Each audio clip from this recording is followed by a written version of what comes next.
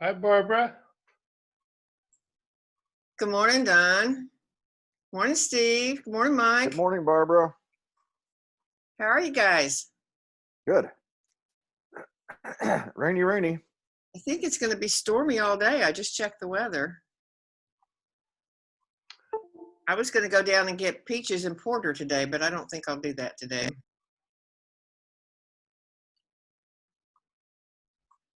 Mike Bibby, you're having breakfast. And you're on mute. Good morning. I'm good, thank you. There you I go. forgot I had myself muted. I like the flowers. That's a good picture. That's the Grand Tetons up in Wyoming. Beautiful area. Good morning. Hey, David. What's going on, Steve?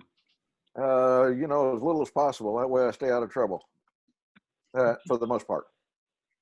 Yeah. I understand the sentiment. David, are you the one joining by phone? Yes, ma'am. Thank you. And Jim Milburn looks like he's on, but he's on mute.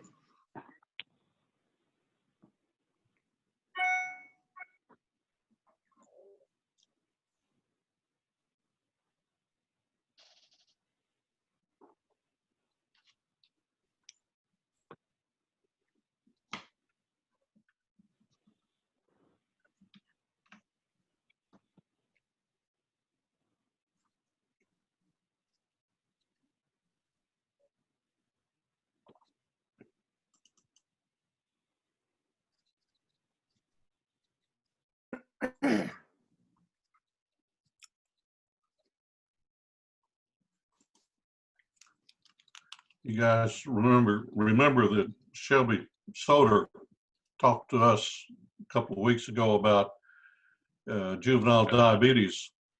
Bob Archibald tells me she's been laid off now. Oh, no. Oh, no. That's what I said. Oh, no.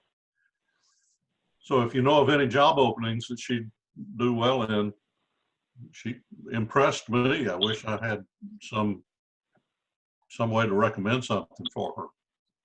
It's a tough market out there right now. My daughter worked for an oil company for the last 12 years, and they went through and sliced a bunch of people off. She got a nice package, and she chose to take it, but it's tough finding something else out there.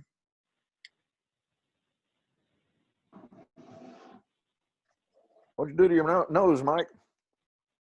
Had a visit with my dermatologist, and I had a little thing here she wanted to do a biopsy on. I can't get out of the dermatologist without getting cut on. Yeah, either cut on or frozen on.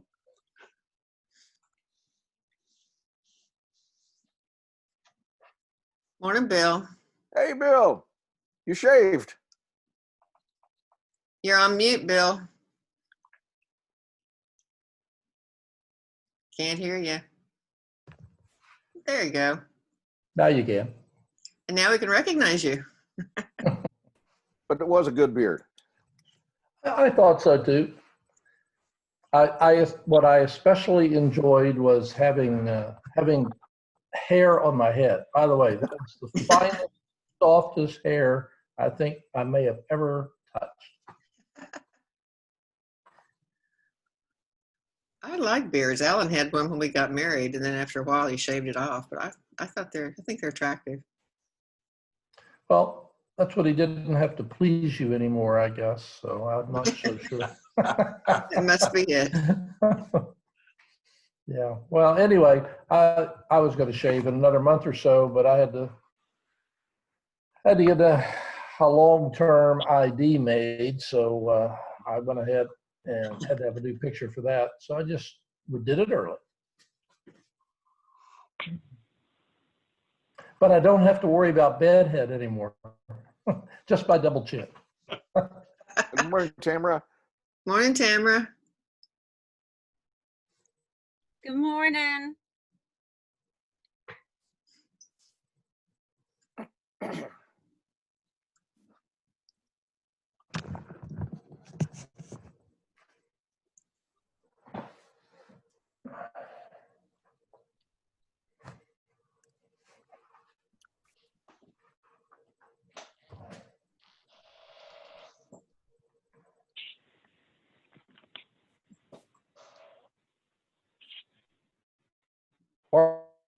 Barbara, I sent you a couple of emails this morning. Did you notice?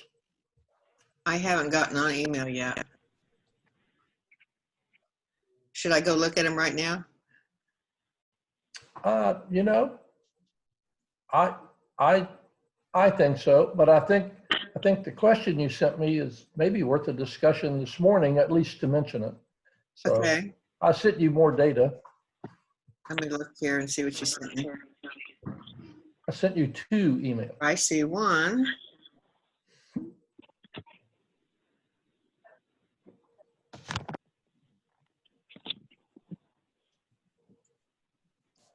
Okay, I will bring that point up, yeah. Yeah. Thank you, I appreciate the note. Of course, we're all in this together after all. We certainly are.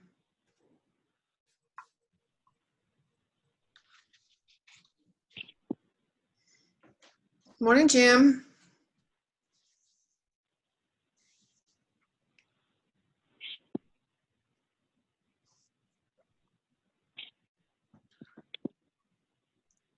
Barbara, if you would, remind people that dues are Dues are due. expected tomorrow, Okay, and we've still got 16 people that haven't paid their dues. okay. I'm gonna guess that those 16 people are probably the 16 people who don't join our virtual meetings. I think you're right. But they will get a notice tomorrow. Okay.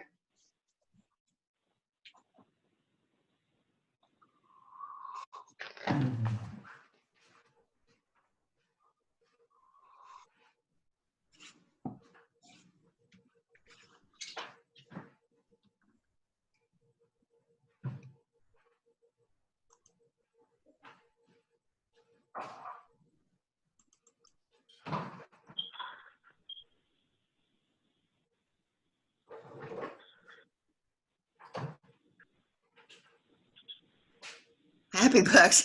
Yay, Don. I like your idea. I think we should all send a $25 check into Mike, and then we can just be as happy as we want. We need to spend that money. The stimulus is coming any day. Yeah. Count on it. Good morning. Good morning, Morning, Janet. Janet. Somebody's in their car, it looks like. I think that's what that is, or a submarine. I can't tell. I was thinking airplane. Call me. Call me.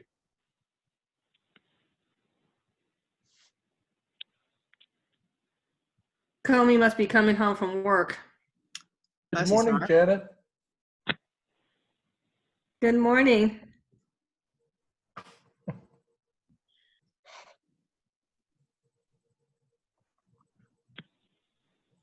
Morning, Comey. Comey's on his phone and he's on mute. Hello. There we go. Hey, how are you? Good. How are you? I'm doing okay. Are you coming home from work? No, I'm going to work. Okay. They don't want to let me rest. Oh, man. Always at work. I got Can a you hear question me? to Mike Bibby. Mike, did you get, what am I seeing in the background? Is those some of the seeds that people are getting from China? Oh yeah, they're beautiful. Did you hear about that yesterday? Yeah, it was on the news. Yeah. Pretty Well, crazy. they said that USDA said, don't plant them, don't use them. Can't help but wonder what's in those packages. Yeah, they could be on fentanyl, I don't know.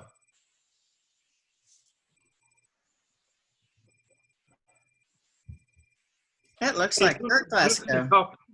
Who can Morning, talk Linda. to me Morning, about? Tim. Morning, Excuse me. Kurt. Who can talk to me about Zoom technology? I'm learning. I don't know a whole lot.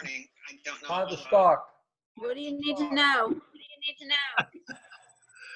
I was on a Zoom meeting with the president of Rotary back in 2001, Rick King, and his connection was terrible. His sync between his voice and his lip movement was off probably 2 seconds. It's probably his internet, Don. Yeah, it's his Right. internet. You have to have a pretty good bandwidth. So it's the internet more than anything else. Yes. A Well, lot of you'd improvements since- figure a past president of Rotary could have good internet. Hey, Mike, I downloaded, I haven't put it in yet, but last night I did download from RI Central. I downloaded a Rotary background. Oh, you did?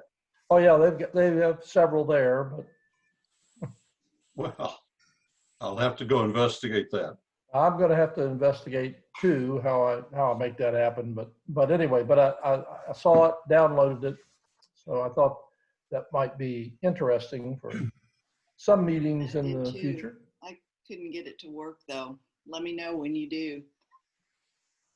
If you couldn't get it to work, what chance do I have? Well, all the chance in the world.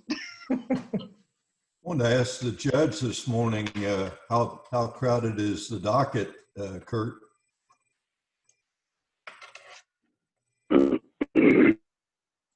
Can you advise on the queue of your docket? How backed up is it? Well, my docket is not backed up. I worked through COVID. I can't speak to others, but I can get you to trial in 90 days. That's pretty good. No, I wouldn't. You mean that directing that to me personally? Well, you haven't met your. Only if it's applicable. Okay, thank you. Know anybody that has? I can get you done in 90. Well, I'll tell you what, if you don't you're in jail waiting that 90 days, it seems like a long time. That's the problem, is because there's about 700 people awaiting trial, and I don't know how we're going to get them done because we can't have any juries until September. And then you got the building is designed for 500 people. Okay. There's already 420 working there. Wow. And if on a Monday, if you bring in your jury panel and you bring in all the people that have cases for trial, you'll have almost 1,000 people in the building, and it can't. If you're doing social distancing and things like that, you can't do it. So they've got to come up with other plans. But people are still dying to get in my court. Okay, on that note, we're going to start the meeting. So let me bring up the flag.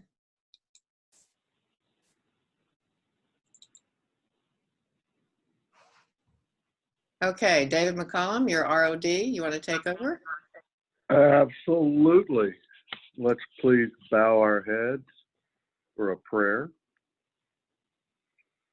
Heavenly Father, give me the wisdom to make the right decisions in these unsettled times, the patience for my fellow human beings who are trying their best in the face of very unusual challenges, and finally, the strength to trust in your guidance and heavenly leadership. In your Son, Jesus Christ's name, amen. And now the pledge. I pledge allegiance to the flag of the United States of America and to the republic for which it stands, one nation under God, indivisible, with liberty and justice for all. Thank you. This time I remembered. Megan. Megan, are you on mute? I Good morning, everybody. How are you? Good morning. All right. Well, do we have any guests this morning? Hi, this is Bob Archibald. I have a guest on the line. Her name is Lane Rodden. She's a doctoral student at OU. Plans to get her PhD in December, and she's going to be our speaker in 2 weeks. And she wanted to try this out this morning. So welcome, Lane. Thanks for having me. Welcome. Morning. So glad you're here. Any others? I'm looking around with pictures. Well, we have our speaker, but he'll be introduced later by David. Okay. Great. All right. Well, so any birthdays or anniversaries this morning?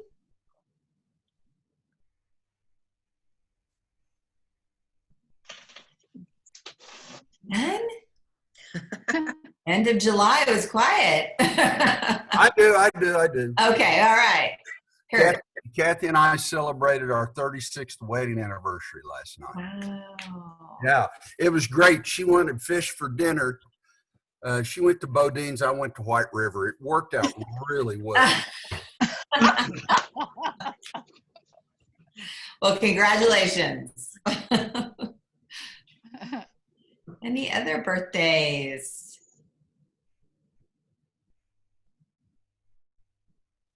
All right. Any happy bucks? It's a happy day. Yes, I have a happy buck. This is Joy. All right. Can you hear me? We can, yes. Okay. Well, Fred and I are in Whitefish, Montana. So anyway, it's temperatures are warmer in Montana than they are in Tulsa, but the humidity is like 23%, so it's bearable. So I'm going to have to figure out a way that I only brought 2 pairs of shorts and about 5 pairs of long pants. I'm going to have to figure out how to get by in the next 7 days on 2 pairs of shorts. So 3/4 of my suitcase is for colder weather, but I'll get through. Well, have a great time. Thank you. There's this cool invention called scissors. Oh, there you go. Thank you. It takes a village, David. Seek a higher elevation. We might try that as well. You must have grown up rich, Joy, because all of us poor kids knew that. Mom bought jeans, and in the summer they became cutoffs. Well, don't you remember when you'd have your good clothes, you'd have to take those off and put your stuff that already had the knees out and everything to go play outside? Right. Yeah. Oh, yeah. Yeah. Okay. Joy, I'm really disappointed in you. I don't think you're enjoying retirement at all. I'd like you to loosen up and just try to enjoy yourself a little bit. I'll try to. It's good to hear your voice, David. Thank you. Any other happy bucks? Yeah, this is Steve. Starting Monday, on Monday, I will initiate the 2-year process of transitioning my clients to my chosen successors. So on July the 31st of 2022, I will officially be retired. Wow. By way of explanation, the reason we do it over a 2-year span is that most other businesses and firms, when someone retires, their clients are put up to the highest bidder or randomly assigned to whoever the successor may be, and the client has no say in the matter. But my firm's thinking, the client is the most important stakeholder. So my successors, 3 of them, have been carefully vetted by me and my firm. And I've got 2 years to coach them and tutor them and mentor them and introduce them to the people that they will be serving for the rest of their careers, I hope. So anyway, that's a big deal for me. It is a big deal. Congratulations. Great. Congrats. That's awesome. Megan, Yes. this is Carolyn. Okay. I have a happy buck. Great. I wanted to let you know that I'm still in Angel Fire, and the third family of our kids just left Monday at noon, and so now I have no company, and I've had so much company. So I'm really happy that we have some time now to enjoy, and maybe I won't have to cook so much. Little solace. It's 52 degrees here. Carolyn, your kids are supposed to be cooking for you. They clean, but they don't cook. Well, good. Well, have a nice time. Enjoy that. Yes, Tamara. I can't hear you though. Can you hear me now? Yes. Okay. So Eric went to see Aaron on Monday night, and Aaron decided that he was going to buy a ticket and fly to Traverse City this weekend and spend some time with my parents. So I'm so excited that that's where he chose to do his little vacation. So that's cool. Yeah. Oh. All right. Any other happy bucks? Well, I'll give one.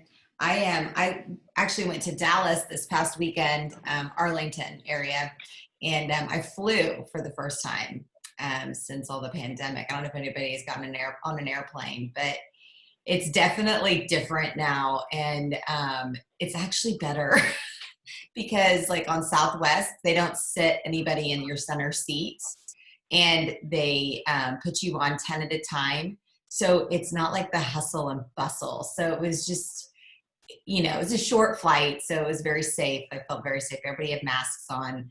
But it's definitely like, it's not the hustle and bustle everybody knows in airports anymore, which is kind of sad, obviously, for the economy. But the experience is so much better. And on that note, too, my husband and best friend's husband were in a golf tournament, and they got second place in their flight. So it was very exciting. All right. Any other happy bucks? Yes. I would just say, Megan, we flew yesterday as well to get here on United, and the equipment has never been so clean before. You would have thought you were on a, that it was like it's maiden flight. They are really keeping the planes clean. Yes. Yeah. It's definitely different now. So thank you, Joy. All right. Happy buck. Well, yes. Anybody else? Yeah.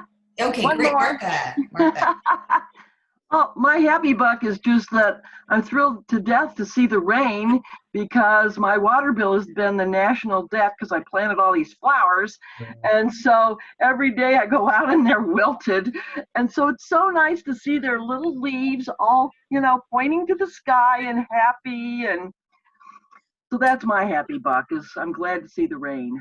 Yes. Amen to that. Beautiful week. All right. Going once, going twice. Okay. Well, the joke of the day before we move on is about, do we have any dentists in our group? I don't think we do. Any dentists? All right. This is it's kind of a dentist joke. It's actually more of a couple's joke. But the man said to the dentist, so he went into the dentist, said, "Doc, I'm in a hurry. I have my two buddies sitting out in the car. We have a tea time. We're ready to go play. So forget about the anesthetic and just pull the tooth out and be done with it." The man continues, "We have a 10 a.m. tea time. Let's go. I don't have time to wait. I don't have time to wait for that anesthetic to work."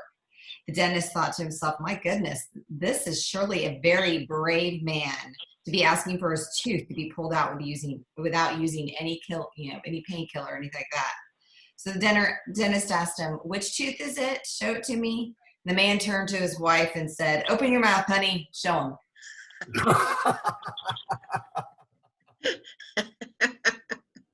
That was in honor of my husband and his golf tournament this weekend.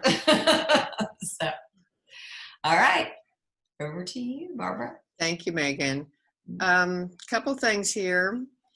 Tim Holder did a wonderful job. I don't know that I got all the pictures, but he went around and delivered his thank yous to his board and to other people this last week. And I met him, Archibald and I met him out at the Marriott, but he traveled around to people's homes and made sure that he gave them their plaques and his thank you for serving on his board. And he even brought a photographer with him. Happened to be his wife, and she did a wonderful job. So thank you, Tim, for doing that. That was really special to have you go to that extra effort because we didn't have a change of ducks ceremony to do this year. Yeah, I really enjoyed it. Thank you. And we got a letter in the mailbox from Joy in the Cause. It was thanking us for our past support, and it was their typical, fundraising letter asking us to, or not us, whoever the letter's addressed to, please consider them, if you'd like to make a donation. This is not a grant request. If they had a grant request, they would submit it as a grant. But if anybody feels compelled to help Joy in the Cause right now, this letter, it spells out exactly what they've been doing. They've sent out 7,000 masks to healthcare facilities, and they've also sent over 1,000 backpacks for children in crisis. So if anybody is so moved to support them, it's joyinthecause.org, and you can find more information on that site. Let's see, what else do I have here before I go to David? I'm going to stop sharing right here. Barbara, on Join the Cause, I just want to make a comment regarding Lisa Bain and Joy in the Cause. In addition to that letter, they are expanding somewhat their outreach, and just recently in the past month, they have kind of sort of adopted Operation Hope, which is a prison ministry as far as recent releases, and so it's interesting how far the outreach is by that organization to the entire community. Thank you. Thank you, Jim. And one other thing, I had a conversation with our district governor yesterday on the phone, talking about just different things about our club. And he is very anxious for us to start meeting in person because he wants to come visit our club in person. He said he's not good on a Zoom because he walks around and talks a lot, moves around, and is not very good to be captured. And I told him I'm not comfortable doing that yet. The numbers are going up every day as far as cases in Tulsa. And the schools are starting to be, it's virtual for the first 9 weeks, and we have an older club. And so I just thought, rather than me make the decision all the time, I'd throw it out to everybody else. And Tim, you being the medical person here, you and Janet both, share your thoughts as to what you think about us getting together in person. It'd be in person and Zoom. It'd be both. You could take your choice. But what are your thoughts about that? Yeah, I agree 100%. The numbers are going up, and there's no plateau in sight right now. So I think with knowing the demographics of our club, I think it would be irresponsible to try to meet in person at this point. So I agree 100%. I agree with Tim. Our emergency room has more and more positive cases we're admitting, and both ICU and COVID rule-out floors are full. So I wouldn't push it. Okay. Thank you. My thought is, if the schools aren't meeting, we don't meet during a normal school year. And my thought is we'll just kind of continue on. And if things go down and start getting better, then we might take our guidance from what the schools are doing. But we're getting pretty good attendance on our meetings. And I'm going to reach out to the people directly who I've not talked with or who haven't been on our calls, and just kind of encourage them. Just even calling on your phone. You don't have to be on your iPad or your computer to do it. So hopefully that will help. Okay, I think now, let me go back to sharing my screen. Oops. Oh, we won't do that. We won't share the screen now. We'll just go to David McCollum, and he can be our ROD. And David, you can talk about yourself, and you can introduce our speaker for the day. Thank you very much. So one thing I think I have to point out is it's good to be friends with the editor of the Fundraiser, because whatever they wrote in there about me was probably a bit of an exaggeration, but very, very nice. I appreciate it. And I'll just briefly highlight some of the things for those of you that did not have a chance to read the Sunriser. I'll go chronologically. I celebrated my 60th birthday in May.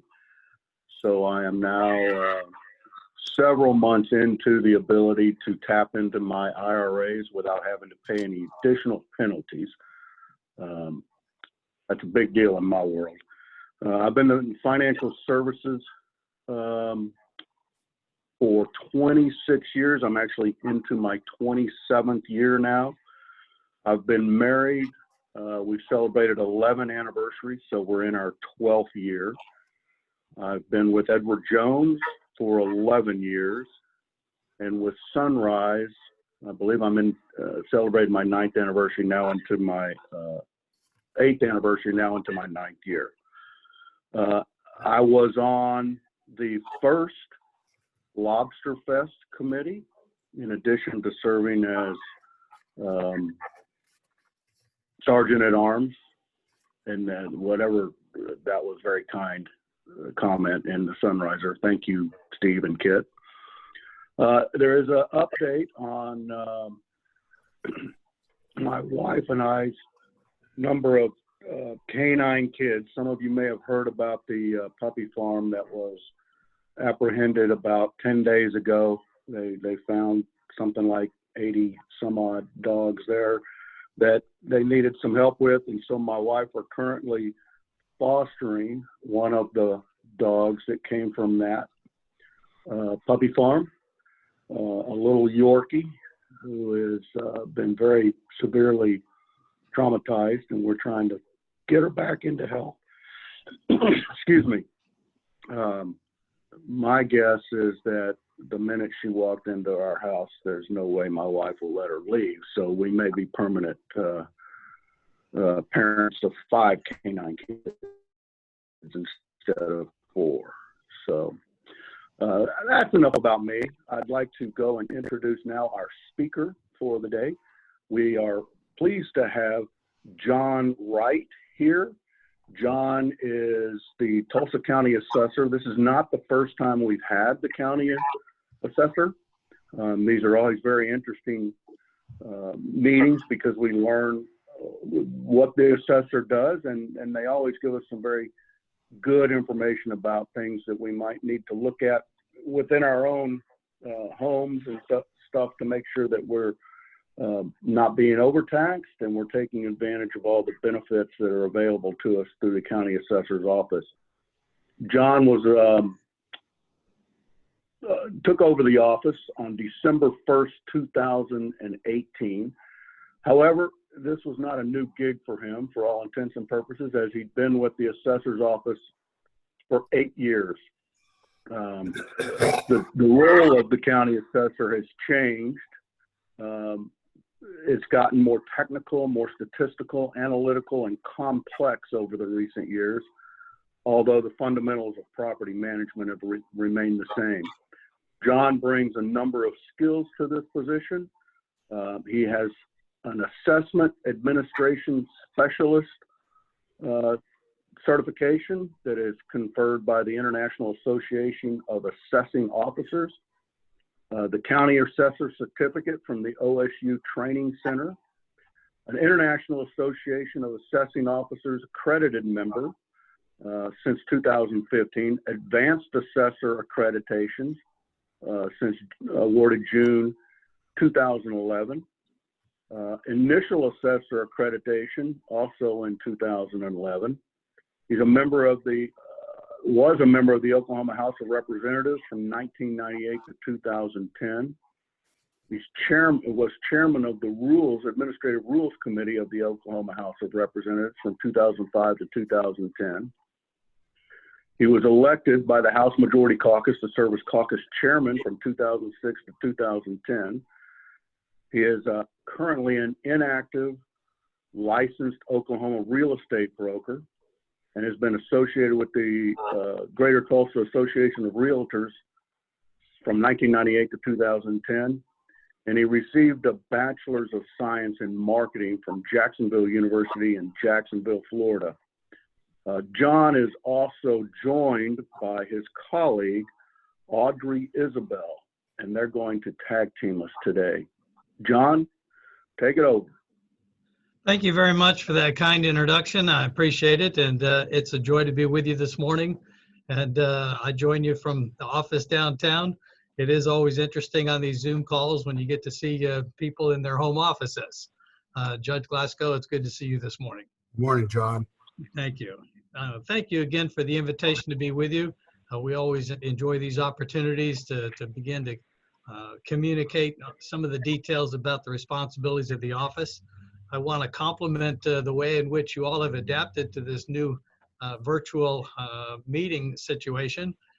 We've done a couple of these, and I expect we have another one scheduled on Friday, and I expect that for the organizations that want to stay viable, they're going to have to figure out a way to up their game in the technology realm. So I compliment your adeptness at the way in which you've been able to conduct your meeting with it so far, and delighted to have the invitation. As was pointed out, I'm joined this morning by my communications specialist, Audrey Isabel, and I don't know if you're able to transfer the hosting responsibilities to her. That'll enable her to be able to share some screens when we get to that part of the program. We've been dealing with the same challenges that everybody else has been dealing with. Our office does perform an essential function for the community. We have been continuously serving the community since all this started in mid-March, and anticipate continuing to be able to meet the challenges that have thrust upon us. We have adapted some of our staffing responsibilities. We have a lot of people that essentially work from the field anyway as field appraisers, but we've been modifying our staffing levels so that we're trying to protect the health of our staff and also continue to execute the core responsibilities on the office.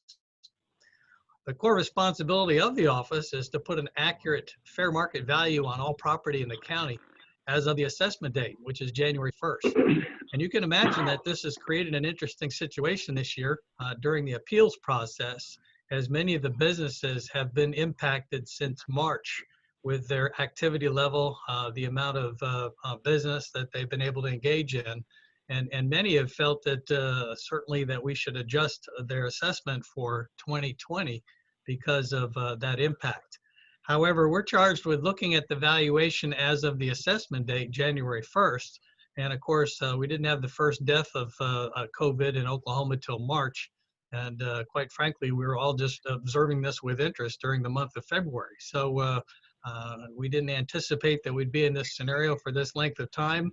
But we do anticipate that come January 1st of 2021, which is our next lawful assessment date, that there will be a significant impact to the valuation, especially in the commercial realm. I know from what I've been hearing anecdotally from the real estate market, because of the extremely low interest rates, that the residential market right now is extremely strong. And so we don't anticipate the valuation in the residential area to be significantly impacted in a negative manner, but certainly it's going to have an impact on the commercial valuation for January 1, 2021. However, the entities, principally the schools, but community college, career tech, the city county health department, of course, county government itself, are all lawful recipients of the property taxes that are a result of the property assessments. We anticipate in the current fiscal year that we should pretty well have a very similar financing situation to the prior fiscal year, but the impact on the future year certainly is going to have an impact on Tulsa County. We are required to notify property owners by mail if we increase the assessment from the prior year. We send out those notifications usually towards the end of February and into the first part of March. And that opens up an opportunity for the property owner to appeal the work of our office on in regards to the valuation that we've placed on their property. If a property owner receives one of those notices, it opens up a 30-day window where they can do an appeal to our office. Now, prior to working in the office, I'm not sure I would have thought about appealing the valuation of the assessor's office, but each year, it's not an uncommon thing. This year, we had about 1,600 informal appeals, and there isn't any charge to appeal the valuation on the property. In the lower left-hand corner, you are able to mute your microphone, and that might may help the audio for everybody. The appeal process, that informal appeal this year, was almost exclusively done over the phone, which is permitted by law, and that many of the taxpayers were grateful that they had an opportunity to conduct the appeal that way. Because the law prohibits us from entering into a residence, there are certainly areas that impact the valuation of a home based on internal conditions. Perhaps there's lack of updating, perhaps property shifting in terms of the foundation, perhaps leaking issues, but that is one of the reasons why a property owner has been given the right to contest the valuation that we put on the property, because there may be significant issues internally that affect the valuation. Okay? How do we go about determining the valuation of a home anyway? There's three common approaches in terms of valuation for the assessment profession. The one that most of us are familiar with are the sales comparison approach. And certainly if you've put your house on the market and used the realtor board, one of the things that they rely on heavily is comparative sales. They'll look at similar properties, similar size of construction, similar quality of construction, similar school district, similar number of bedrooms, bathrooms, that type of thing. And they'll compare recent sales activity to your home. And that's the way they can get a read on exactly what the market valuation would be. My daughter and her husband just recently went through this, and I mentioned to you that the residential market is very strong. They actually received 4 offers above what they intended to list the property for within a week. So it's been very strong, especially in the lower end of the residential market. So we look at the sales comparison approach. To the other 2 methods that are used for valuation, one is called the cost approach. And that's where we will look at what it would cost to build a similar size structure. Not an exact reproduction of the structure, but a similar utility, similar square foot, similar number of stories, similar quality construction, and we cost it out, if you will, and then we add back in the valuation of the land or the lot. Now, depending upon where you are in the county, the land valuation can have a significant bearing on the overall value of the property. For example, in the Brookside area, some of the older homes are selling for tremendous amounts of money, and the developers are then scraping the lot and building a new home on that property because of the desirability of the area. So a lot of the land valuation does depend upon the perceived desirability of the area. So the cost approach, what does it cost to build a similar structure? And then we add back in the value of the land. On some of the commercial appeals where people are contesting the value of their property, the newer the property, this does give us a great insight on the value. The third methodology is called the income approach. And this is especially looked at when you're looking at commercial structures. For example, you take your typical apartment complex, we would calculate what is the gross amount of revenue that apartment complex would generate if all of the units were leased at market value.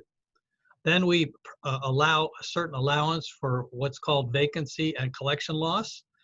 We obviously would subtract the appropriate amount for capital replacement of roofs, driveways, the capital items. And then we'd obviously allow an expense for maintenance and management expenses. and then we'd apply an appropriate capitalization rate. And we determine what an investor would pay for that property in today's market. And so that's the income approach. Now, as I mentioned, our field appraisers would look at all the three approaches to valuation, use their best judgment as to what is most appropriate valuation for that property, and then establish the valuation for that January 1 deadline. Now, we're required to visually inspect 1/4 of the county every year. And that's so improvements aren't made that perhaps didn't have a building permit, substantial changes to the property, substantial changes to the neighborhood that might affect the valuation. So we have the field appraisers, as I mentioned, that are looking visually at 1/4 of the county's properties every year. And obviously that rotates. If we look at Section A this year, next year we'd look at Section B, Section C, Section D, and then we start over again with Section A again. And we have divided the county into approximately a similar number of structures to even out the workload. The other 3/4 of the county that we're not visually inspecting, we're valuing through mass appraisal. And what I mean by that is we group properties in homogeneous segments, similar size of property, similar year of construction, similar school district, similar municipal forces in terms of parks, police, fire protection, that type of thing. So we will group homogeneous properties, and we'll look at what the market is telling us is the supply and demand in that area, and actually will mass appraise properties and might move 200 or 300 properties to keep them in line with the market. We're constrained to not increase the taxable value of homesteaded property by more than 3% a year. So if you were to take a typical, say, a neighborhood in Jenks that's increasing in value maybe 4 or 5% a year, if we're only adjusting the valuation once every 4 years in line with the visual inspection cycle, that neighborhood might go up 15, 16, 17% in the course of 4 years. And if we're only adjusting the value in line with a 4-year visual inspection cycle, and the taxable value can only go up by 3%, we're not going to keep it in line with the market. Because we do the mass appraisal, in other words, adjust homogeneous properties to keep them in line with the market, that is one of the reasons that we send out those notices, and it also opens up that opportunity for appeal. The reason I explain all that is if you feel your valuation is not in line with the marketplace, and we'll show you actually how to use our data to determine some of that here in just a few minutes. We encourage that you appeal your valuation to the assessor's office. And again, as I mentioned, this year we had approximately 1,600 of those informal appeals. Following the informal appeal, we send out a determination letter.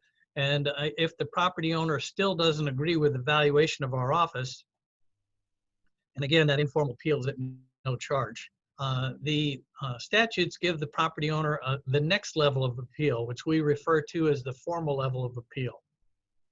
And that is with the County Equalization Board. The County Equalization Board is a 3-member board. 1 member is appointed by the county commissioners.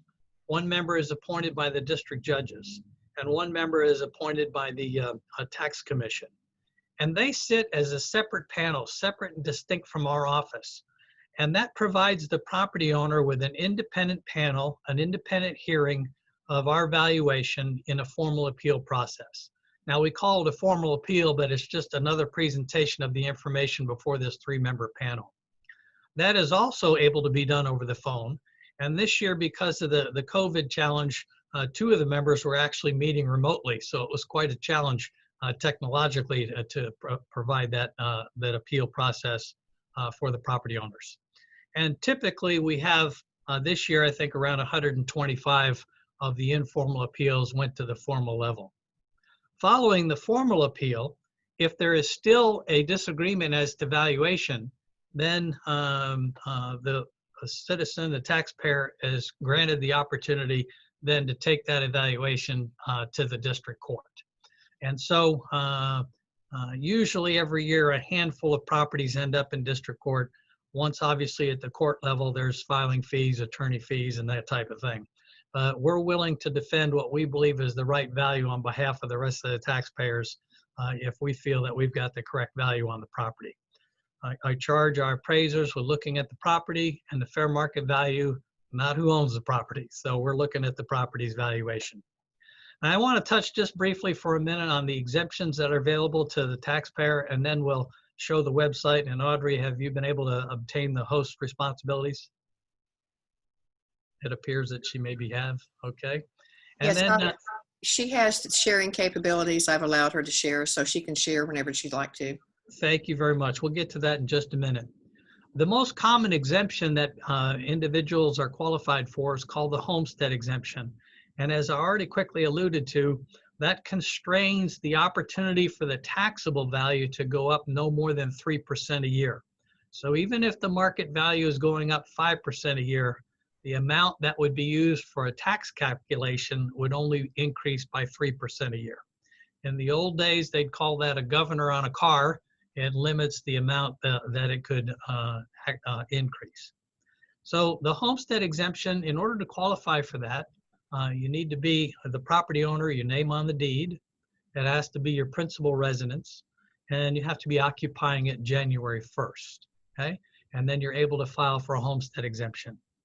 The window of time to apply for that is January 1st to March 15th. So at this time, we would receive an application for homestead exemption. However, it wouldn't be applicable until next calendar year. We have an online opportunity to file the homestead online. It's on our website, or you can contact our taxpayer services department and they'd be happy to help you with that application. The second exemption that's available is called the double homestead. This is an income qualifier, and the income threshold for the double homestead is $20,000 a year gross household income. Now, it's kind of hard to be at that level currently, and it perhaps needs to be adjusted by the legislature, but that is set by the legislature in terms of the income threshold. You may know of a friend or a relative that is challenged financially, and they may wish to apply for the double homestead. Because it's granted by your fellow citizens, there is a responsibility upon us to vet those applications. And so we go through the income guidelines with the taxpayer, and then we don't retain that financial information, but we do vet those applications. The senior freeze is a senior valuation freeze. It doesn't effectively freeze the taxes if the millage rate changes. But what it does freeze is the valuation that is used to calculate the property tax obligation. So in order to qualify for a senior freeze, the head of the household has to be 65 years or older on January 1st. Obviously, you need to file for it. And the income qualifications for the senior freeze is the HUD median for the area. And that resets every year, usually October, November. This year is 69,700, and that's gross household income to the residents. The final exemption I'd like to touch on, and that's the 100% veterans disability exemption.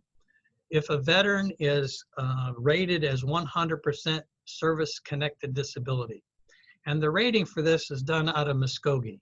We handle the application, we process the paperwork. However, Muskogee is the one that actually does the certification. Again, if they're classified as 100% service-connected disability, then and they make application, it actually provides a 100% exemption from property tax obligation. It was voted by the citizens of the state. It's very generous, but essentially the citizens have said, if you've made that sacrifice for your community and your country, you've paid enough. We're not going to ask you to continue to pay your property taxes. What I'd like to do is show you some of the features on our website. Many of you may have been on it, but one of the ones that's fairly new is the similar properties button. And Audrey, if you're able to share that screen, there we go, thank you. The way in which you get to our website is essentially, here's our homepage. Essentially, use your favorite search engine and just search for the Tulsa County Assessor. The most frequently used link on the left side is the one called Property Search, and thank you, Audrey, for doing that. If you click on this, there's essentially 5 different ways that you can search for your property. The property search disclaimer, obviously, the official records are in the county clerk's office. So we want to encourage people not to use ours to buy and sell property. There's 5 different ways to search. You can search on owner name, property address, account number, parcel number, or subdivision. Audrey, let's go ahead and search for the mayor. So let's search by owner name. And you put in the last name, and then we'll just put in G. Well, we can just search by the last name. That'll work. This will pull up all of the individuals in the county with this name. I think there's about 10 or 12 of them. 4, okay. And we'll just click on GT's, and it'll pull up his property record. What I want to point out, and Audrey, you can highlight this, is that similar properties button. We'll get to that in just a minute, but that'll search our property records and pull up similar properties to this property in that immediate area. Some of the things that are provided here, obviously, are the account number, the parcel number, the situs address, and you'll take note of the owner mailing address. If the owner mailing address and the site address are different, you may have a non-owner occupied property. If you're part of your homeowners group and you have a property that's not being kept up, you may have a rental property, and that'll provide you perhaps some contact information where you can help clarify that issue.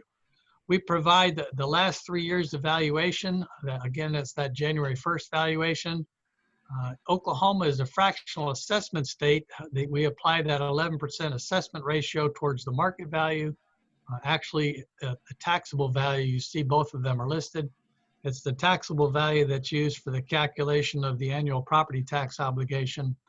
We apply that 11% assessment ratio that gets the gross assessed valuation. It is from this that any exemptions would be subtracted. You can see that the mayor is claiming the $1,000 homestead exemption, and then you have the net assessed value, and that's multiplied times the millage rate to end up with the estimated annual taxes. You can see his last notice of valuation change was this year on March 3rd, and so the mayor had an opportunity to protest that valuation this year. Audrey, we can see the breakout of who ends up being a recipient of the property taxes, and you can see the proportion of revenue that each of them receive. These are all retained in the local area, and that way, of course, people can see where their property tax dollars are being spent. Let's go back up to that similar properties button if we can, Audrey. And this is the area that is fairly new on our website. If you click on this button, the system will search for deed transactions that have been filed in the county clerk's office in the last 2 years. So you can see exactly what's going on with the market valuation of your property. Now this works really good on any of the subdivisions. If it's in an unplatted area, it doesn't work so well. But if your property is in a subdivision, you can get an idea of what the activity is in your market. We have first off at the top, the subject property. And then below that, we'll be showing sales activity that's happened in the last 2 years. You can see the cost per square foot. We have the some overall details of the property. You could click on any one of these and bring up the detailed information of the page. But this is one way that you can see that you're being assessed fairly in light of the market activity in your area. Usually this is something that people will make use of the next time they're surfing on the web. Below the sales activity, we have similar properties and their current appraisal. So again, you can see how you're being treated in relationship to your neighbors. Okay. At the very bottom of this page, Audrey, thank you. You can click on the map and you can see where these properties are located in relationship to your property, and it'll give you an idea of exactly what's going on in your neighborhood. And it'll pull up a similar map to that, where you can see the sales and then of course the similar assessments. because we're extremely candid and transparent with our assessments, obviously we have to have a high degree of confidence in the skill of our people. We have a great staff down here. You're served by 83 people in our office. It's been consistent level of staffing for the last 10 years that I've been affiliated with the office. They do an excellent job of being stewards of the people's resources. I'd be happy to take a few questions. I know there's a chat box feature. I know we're coming up fairly close on the end of your meeting time, but we want to afford the opportunity for any questions, and we'll try and pay attention here in the chat box. Excuse me, I believe there was a question from Janet, and I'm not sure, you may have addressed this and I didn't hear it correctly. It sounds like the Homestead Advantage does not have an income limiting factor. Is that correct? That is correct. There, if you have a $5 million home, you can still qualify for a homestead. There isn't an income threshold on the homestead. Again, your name has to be on the deed. It has to be your principal residence and it needs to be living there January 1st. We get the question occasionally, can you have more than one homestead?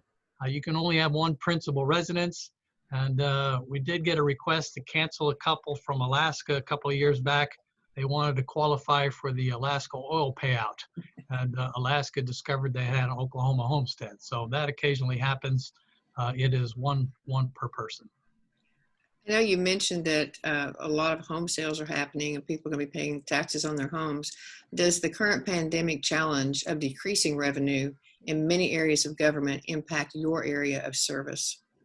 You know, that's a very good question. I tried to touch on this earlier. The valuation for ad valorem or according to value property taxes, the valuation date is January 1st. So what we're looking at is what the value is the property of January 1st of this current year. That will be the value that is used in conjunction with the millage rate that the excise board sets usually during the month of October. And it is those two numbers that end up with the property tax obligation. There's other jurisdictions throughout the country that also use January 1st. And this is consistent with the approach that other areas of the country are taking, looking at what was the value January 1. As I already alluded to, there are many people in the commercial sector. Certainly the hotel business has been severely affected by this. It goes without saying the movie theaters are closed, the restaurants have been impacted, but those valuation changes will be reflected in the January 1st, 2021 valuation, which will impact the property tax revenues for from July 1 fiscal year through June 30. That would be 2021 into 2022. So we're all hopeful that we'll be out of this prior to January 1st, and perhaps the market will strongly recover. But we do anticipate a negative impact to the commercial sector, but that would be impacting the budget starting next July, a year from this month. Okay, on the homestead exemption, is it permanent or does it need to be requested each year? That's another great question. Once you filed for the homestead exemption, it stays in place unless you change properties. You know, you end up obtaining a new residence, then you'd have to refile. Okay, I don't see any other questions on the chat box. You know, it's an honor to be with you today. Many of you perhaps have been familiar with the presentation. We try and be consistent because we know that we usually have new people on these opportunities. There's a lot of information on our website, frequently asked questions. We showed you where the property search link was, but there's a lot of good information there, and it's a way to make use of some of your surfing time as we're all trying to find good ways to make good use of the time, the sequestered time, if you will. Very, very good point. May I ask a question? Sure. Sometimes, you know, you see these houses and it may take 2 years to get the house, you know, they're very elaborate and large and so forth. And so the house is under construction for 2 years.